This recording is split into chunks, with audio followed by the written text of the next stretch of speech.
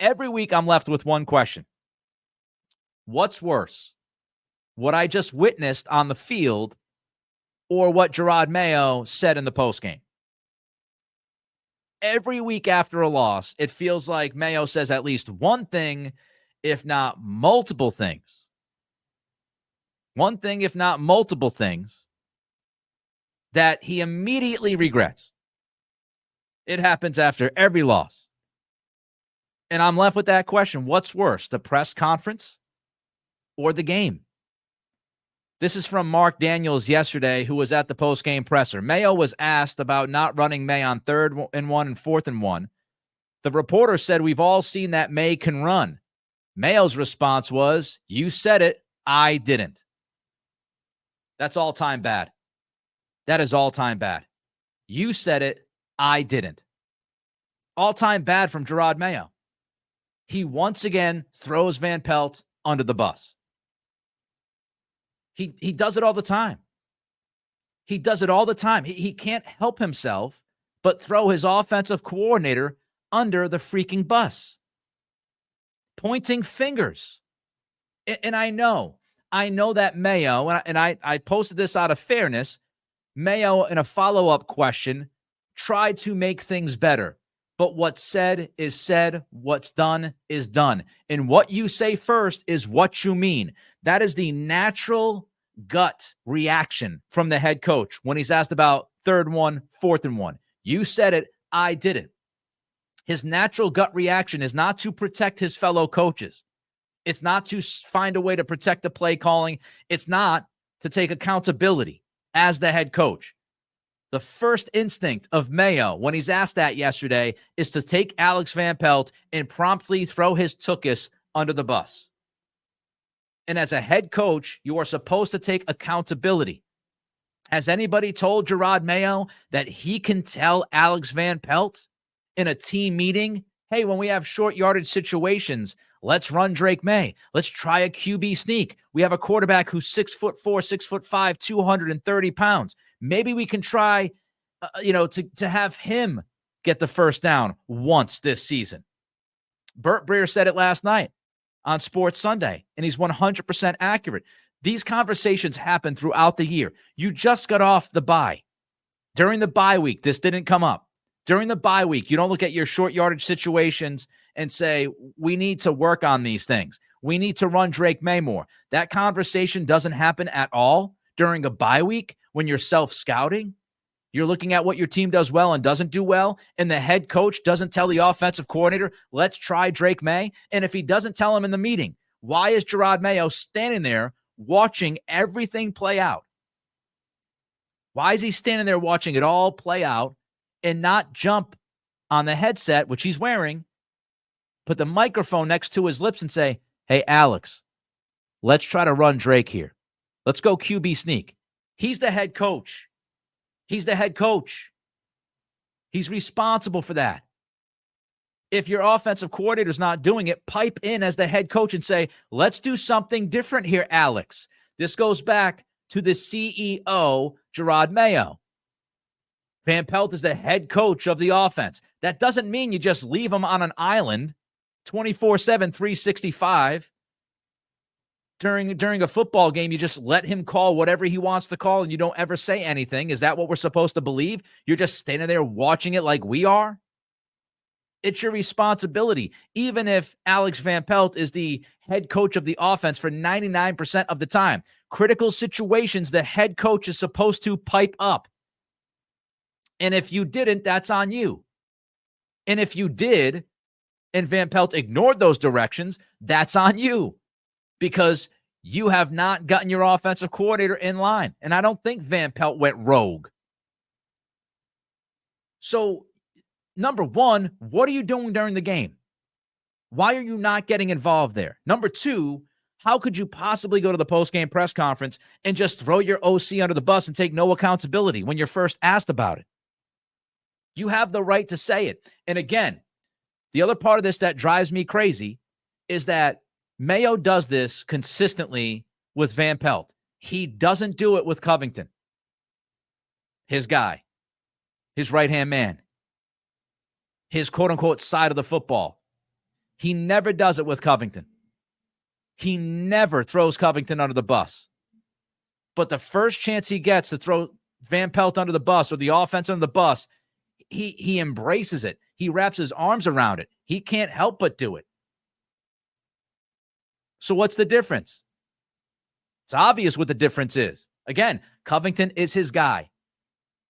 And Mayo is supposed to have expertise on the defensive side of the ball. So if the defense is not playing well, if Mayo comes out and says we're not coaching it well enough and takes accountability, more questions start to pop up because everybody says, like they should, why is this defense not playing well when Jerod Mayo is supposed to be a defensive guy and was a defensive guy in his career? He does it all the time. He does it all the time. Here's some more of Mayo. This is from Andrew Callahan.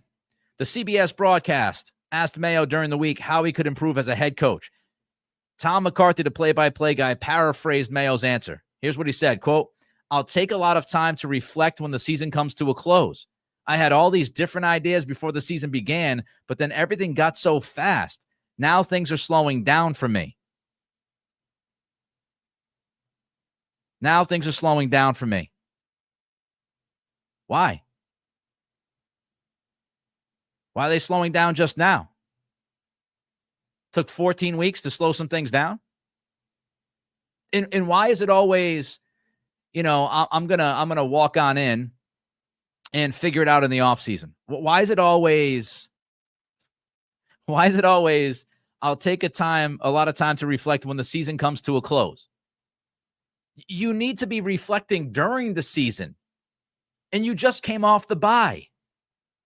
So you can't improve during a season, Jerod? Is that what you're telling us? It's the same thing what he said about the culture, right? When he first took the job, it was culture, culture, culture, culture. Now, during a terrible season, he comes out and he says, you know what? I always knew that it would be really tough to reset the culture in year one. It's a complete flip-flop of what he was saying before the season. His number one selling point this year was culture. And then they're losing all over the place, and they look bad. He comes out and says, I didn't think we'd be able to reset the culture in a year. You didn't?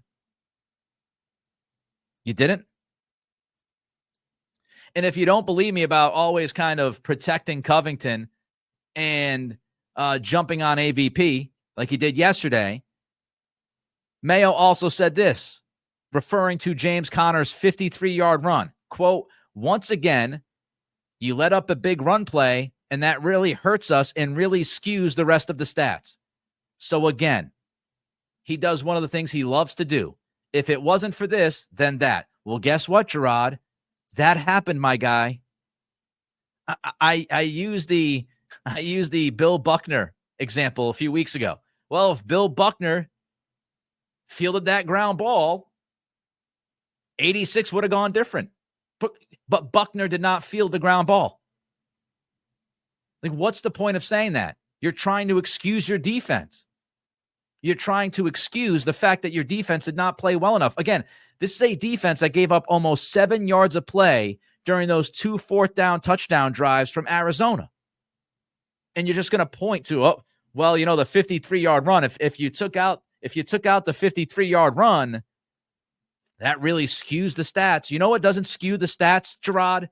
That your defense gave up 2 touchdown drives in the fourth quarter. You know what doesn't skew the stats? That your defense was 10 of 15 on third down.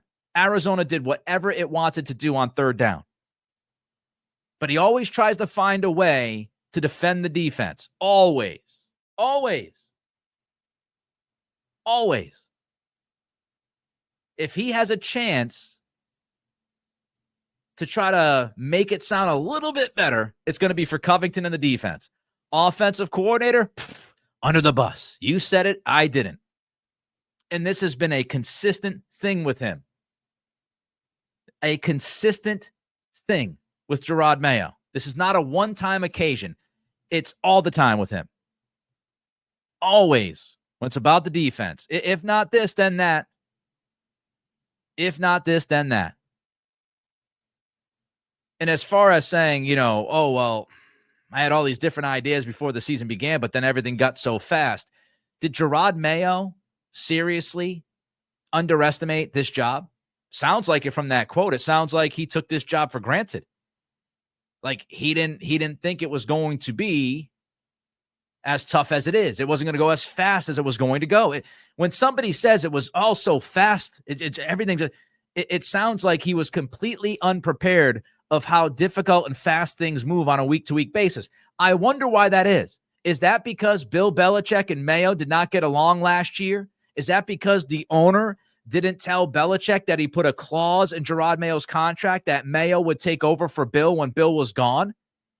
And so maybe Bill Belichick was just a little bit uncomfortable and awkward around Jerod Mayo. And maybe because of that, Belichick did not adequately prepare Jerod Mayo to be the guy, because Belichick knew that Mayo was going after his gig and had it in his contract that as soon as Belichick was gone, he was going to be the guy. Woof. I will say, at least he admits that things were going too fast for him, because he's showing a little bit of humility. I don't know if he'll have any ability to learn from it. As far as things slowing down now, is there any evidence of that? Jerod told the broadcast team that things were really fast to begin with, but now he feels like things have slowed down. Do we have any evidence watching this team during a game to say that the head coach looks like somebody where things have slowed down for him? Does he look like he has a better grasp of what's happening in real time now than he did a month ago, 2 months ago? I don't see it. I do not see it. What were the different ideas, by the way? And Mayo just keeps putting a ton into this offseason. I talked about it last week as far as the politician, right? You sell hope or you sell fear. Some people will say you sell hope or you sell your record. Mayo doesn't have a record. So what Mayo's trying to do is he's trying to sell you on hope. I'm going to figure this out. I'm going to figure it out this offseason. And next year, oh, baby, just wait. Get out of my way. There's a chance. Anything is possible. There's a chance that Mayo leaves Gillette Stadium in early January. He has this unbelievable enlightening period for a couple of months. He comes back and he's a different coach. It's possible. Anything is possible. But if you're the Crafts, do you just believe that that's going to happen? You stand by Mayo because you feel like he's just going to figure it out in the offseason. Because what happens if he doesn't just figure it out in the offseason? And you're seeing the same kind of stuff in the first month of 2025. Because that's what Mayo's been selling us on. He's all but come out and said that he hasn't done a good job this year. He won't say it in those words, but he keeps pushing this idea of a year two leap. He's gonna get better in the offseason. He did it again with the CBS crew, right? I'll take a lot of time to reflect when the season comes to a close. Again, there's going to be this reflection time for Mayo where he's just going to figure all this stuff out. That's what he's selling. If you're the Crafts and you sit down with Jerod Mayo right now, that's what he's going to sell you. He's going to sell you, look, things were fast at the beginning of the season. I didn't quite understand. I didn't quite appreciate the job that this was. But I'm going to get better. And I'm going to go into the offseason and I'm going to do everything I can to get better. If you're the Crafts, you either have to buy that or you look at them and say, we're just not going to believe it. You're selling us hope, but we're not going to give into that hope. We're going to go in a different direction. Because that's what it seems like Mayo's selling point is.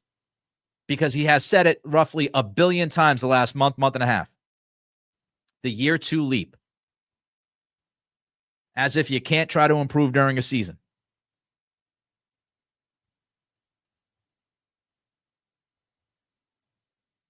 Drake May. Before we go, Drake May seemed a little bit more frustrated in the postgame yesterday than he had been. Sophie Weller posted this. Just need to stop having the same repeat errors. Talking about the offense. Alex Barth. May on the offense not being able to get back on track today. Frustrating. The same problem showing up. That's probably the most frustrating part. Yes, it is. the repeat mistakes. We've heard Jerod Mayo say this before he was hired, before he was the guy, before he coached a game. He said, I'm not a repeat offender. Well, that's wrong. That was a lie. He is a big-time repeat offender. As a coach in-game, and again with the post-game stuff, he has repeatedly made mistakes, and he has repeatedly made the same mistakes. And it's gone down to the football team. The football team has repeatedly made the same mistakes. And now your 22-year-old rookie QB has to say this in the postgame to try to get the message to the rest of his teammates. Yes, it's frustrating because we keep committing the same errors. We keep screwing up the same stuff.